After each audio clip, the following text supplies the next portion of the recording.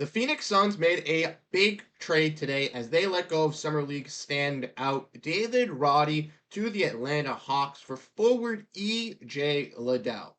Now, I believe that the Phoenix Suns are not done with this roster construction, and I believe that James Jones, Matt Ishbia, and Mike Budenholzer have some stuff cooked up behind the scenes, and there will be more stuff incoming. So we're going to be diving in, looking at this move and what could be coming to the future of this Suns team. All of that and more on this episode of Suns Digest. I'm Bruce Veliz. You guys have been absolutely fantastic showing your support, hitting that like button, hitting that subscribe button. So if you want to make sure you stay up to date on daily Suns content, hit that like button to stay in the algorithm. But without further ado, let's dive into the topic at hand. Make sure to grab a snack. And like I mentioned, the Phoenix Suns did make a trade today, and kind of weird time to make a trade as well. Usually don't see a lot of trades kind of happen at this point of the off season, but here we are. The Phoenix Suns are getting involved and they move out Summer League standout in David Roddy. If we want to look at this tweet from Adrian Wojnarowski, we see that David Roddy was moved from the Suns to the Hawks for forward E.J. Liddell. If we want to look at this tweet from Gambo, we get a little bit of insight on why David Roddy was moved. And it was due to the fact that David Roddy at this point was not going to crack the Suns' rotation. The Suns do have a bit of a wing depth problem. And moving off a guy in David Roddy who looked like he could potentially get some minutes, but maybe not on this Suns roster, was a little bit of a smart decision by this Suns team to make to get a little bit younger and get a younger piece in E.J. Liddell.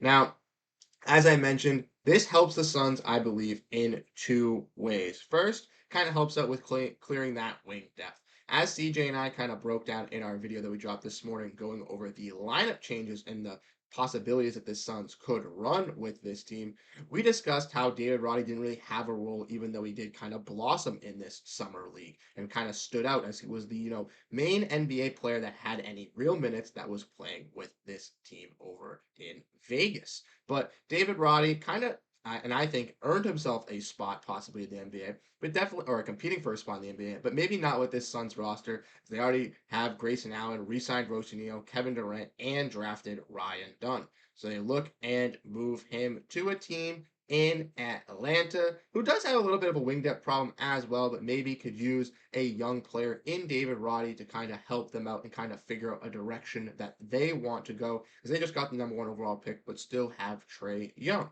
Secondly, it helps save the Suns a little bit in the cap department. Now, if we want to look, and as we've discussed a plethora of times here on Suns Digest, the Suns are in the second apron. They are strapped. They are paying a bunch of money into a luxury tax. Matt Ishbia obviously does not care. But David Roddy made around $2.8 million for the Phoenix Suns, and EJ Liddell makes around $2.1 million for the Atlanta Hawks. Now will be making for the Phoenix Suns.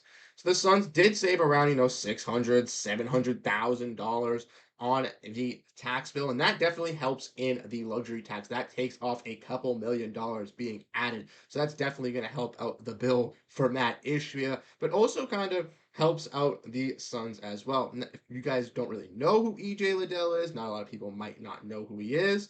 He was a player who was drafted by the New Orleans Pelicans last season and had a fantastic summer league, but then was hurt with an ACL injury. From suffering this ACL injury, it led him to miss a majority of the season. He only played 8 games towards the end. And Liddell, coming out of Ohio State, was a second round pick that looked like he could be a nice young developing piece for the Pelicans. The Pelicans did end up including him in the DeJounte Murray deal to Atlanta. He was just a name thrown in there as contracts needed to be thrown in there to get the deal done. And EJ Liddell really had no fit in Atlanta, so then he's moved to Phoenix. Now, with him arriving to Phoenix, this ultimately does fill in that final roster spot for the Suns, and it does bring in a nice younger piece to work side along the likes of Iguodala and Ryan Dunn to kind of build in that young core that they are kind of trying to get going. Let me know your thoughts. Let me know your opinions on the David Roddy move for EJ Liddell. If you like EJ Liddell, if you think he's going to be a nice contributor to this team, let me know what you guys think. If you didn't like David Roddy, if you like David Roddy, let me know your thoughts and grades on this trade. Next, we're going to be diving into some more talks about this trade and getting into some more detail as we kind of explore what does this mean for this Suns roster. Now, like I mentioned, CJ and I kind of did some breakdowns of the roster earlier today. So if you missed that video, you guys can go and check that one out. But like I mentioned, the Suns do get on EJ Liddell, but I don't necessarily know if he's going to be here long term with this team. Want to look at another tweet from Gambo, we can see that the Suns can waive and stretch EJ Liddell before the end of August or cut him and take the full cap hit and have no dead money on the books.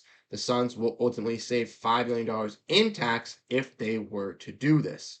Now, this, I think, is an option that the Suns will consider due to the fact that Liddell hasn't really specifically shown that he is worth that 3 year, $6 million contract that he was given by the New Orleans Pelicans due to the fact that he hasn't been able to play in the NBA. But that contract does present a club option, which could help out the Suns next year if they do tend to keep him on this roster and could look into some young development with this Suns team. CJ and I mentioned before the start of the season that we wanted to keep these draft picks. We wanted to develop these young guys. And I'm happy that the Suns were able to get Iguodala and Dunn, who both look like they can be either pieces alongside the big three to help them compete in the next couple of years, but also pieces that they can look to build up.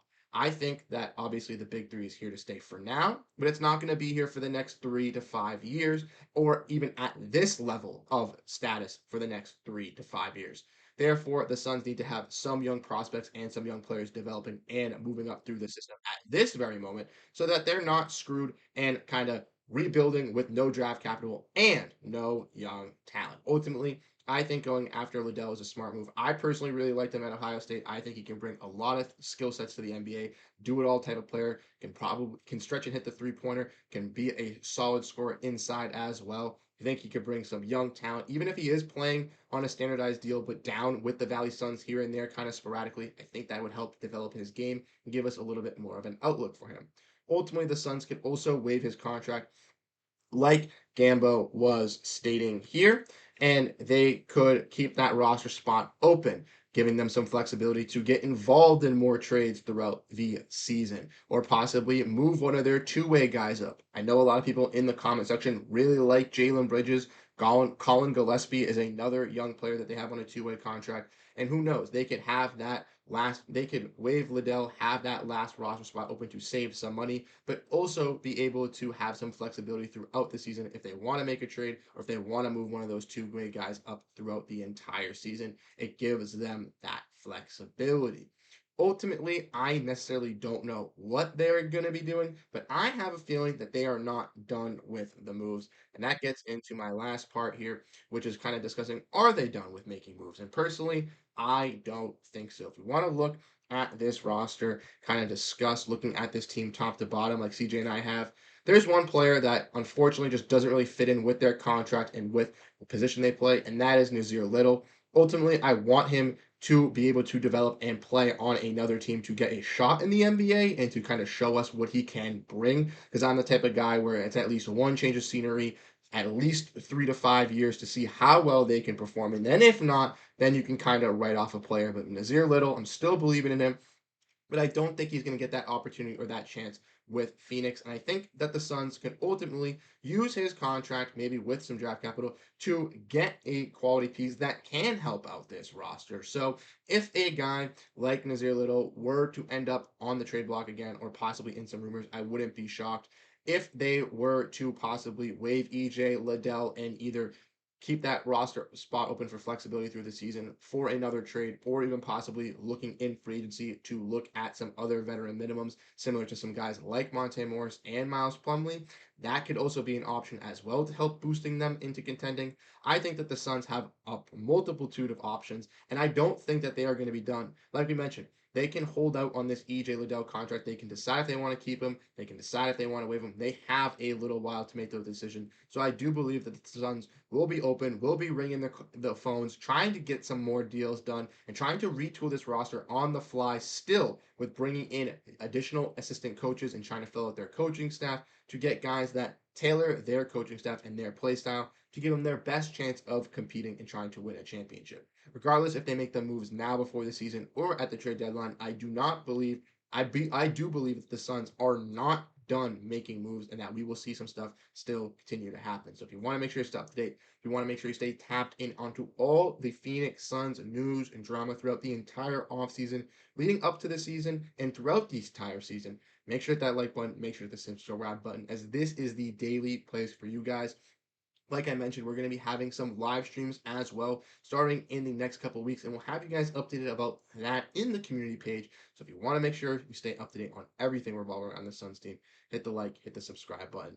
Once again, we appreciate everything that you guys have shown us in support, CJ and I, and you guys have been absolutely killing it over here on Suns Digest. So we really do appreciate it. Let us know your thoughts on the David Roddy trade. Let us know if you like EJ Liddell. What do you personally think the Suns are going to do? Are they done with moves? Is this the final trade, or are they going to be cooking up some more stuff? Let us know your thoughts down below in the comment section. Once again, I'm Bruce Veliz. Thank you guys so much for tuning into this episode of Suns Digest, and I'll catch you guys in the next video. Have a great rest of your day, and go Phoenix Suns.